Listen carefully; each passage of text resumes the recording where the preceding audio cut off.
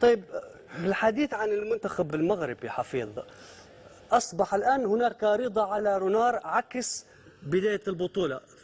حين أقدم برنامج ألوبين قبل البطولة هناك تشاؤم غريب ونقد لاذع لهذا المدرب. بعد هذا الأداء أصبح هناك ثقة متبادلة مع الشارع الرياضي المغربي ومع المدرب رونار ومع هذه المجموعة. هل تعتقد أن هذا مستقبل الكرة المغربية بهذه المجموعة؟ ربما رونار يستطيع الذهاب بهم إلى كأس العالم بعد بداية متعثرة في التصفيات.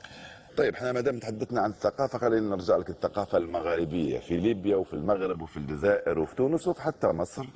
احنا ننقلب على مدرب او نطلعوا للسماء بعد مباراه وننزلوا لسابع ارض بعد المباراه الثانيه. انا اتصور بان المصريين لو لا قدر الله خسروا البارحه لانقلبت الدنيا على المدرب. أسوأ مدرب كوبر يطلع. تونس نفس الشيء، كانوا يتحدثوا على كاسبر جاك بانه بعدين صار، ولو انه خياراته كانت خاطئه. ما نقولش الان بعد المباراه نقول خياراته خاطئه، خاصه بالنسبه لايمن عبد النور مع احترامي، ولكن ثقافتنا هذه هي هكذا. صعب انه مدرب ينجح في شمال افريقيا، ظروف متميزه جدا. احنا نفهم الكره اكثر من اللي خلقوا الكره.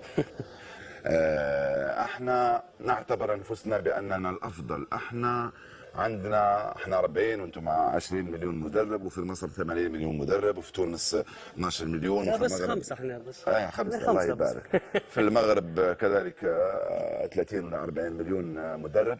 ثقافتنا هذه هي التي انعكست على تفاعلنا الإعلامي وتفاعلنا الجماهيري، وهي ثقافة خاطئة. رونار نجح في الفوز بلقبين افريقيين. ظروف المغرب مختلفه عن ظروف زامبيا وظروف كوت ديفوار، قد ينجح وقد لا ينجح. هذا الامر لا يتعلق فقط به، ولكن يتعلق بمنظومه الكره في المغرب وبالمنتخب المغربي وبالجيل.